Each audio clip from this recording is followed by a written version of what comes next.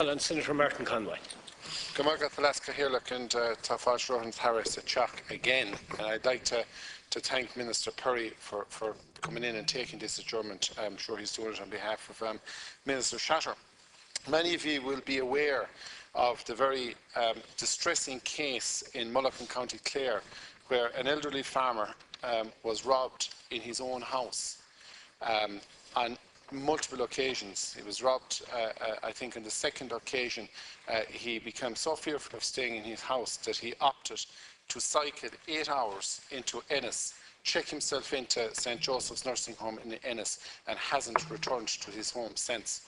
I realise, as much as anybody else, that it's completely impractical to have a member of An Garda Síochána at every crossroads and protecting every old person, given the sparse nature of our countryside and given the fact that there are old people living for many generations in practically every part of rural Ireland. The Minister himself has huge rural areas to his own constituency, so he would appreciate exactly where I'm coming from in the case which I'm about to make.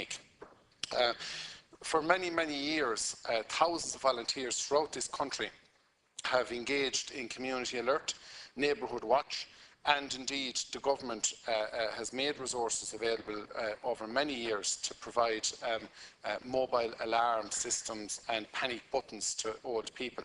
And this is all very welcome. And indeed the U-turn which the government made following the budget, when they had reduced by 50% what was being made available, I think it was 1.2 million on panic buttons, and the fact that they reversed that decision was very welcome. But I do believe that we need to have a debate and a discussion on, I suppose, policing and advising old people on being security conscious. I do believe that we should look at increasing the remit of the Garda Reserve to include making old people more security conscious. The Garda Reserve are doing fantastic work as it is.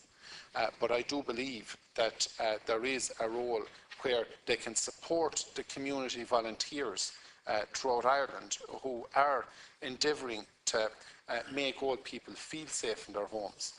Every old person, indeed every person, will consider their home their castle.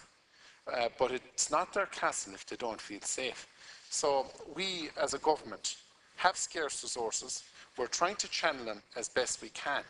So with that in mind, I believe that the Garda Reserve potentially could have a very significant role to play in dealing with making old people feel safe in their homes. I want to see a dedicated programme within the Garda Reserve in terms of educating and awareness and I suppose, if you like, facilitating and supporting the community volunteers who engage in helping old people feel secure in their homes.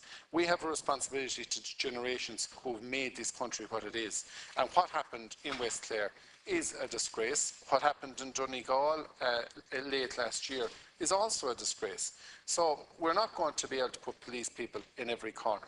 The An Garda Commissioner is doing his very best with the limited resources he has in the new economic reality.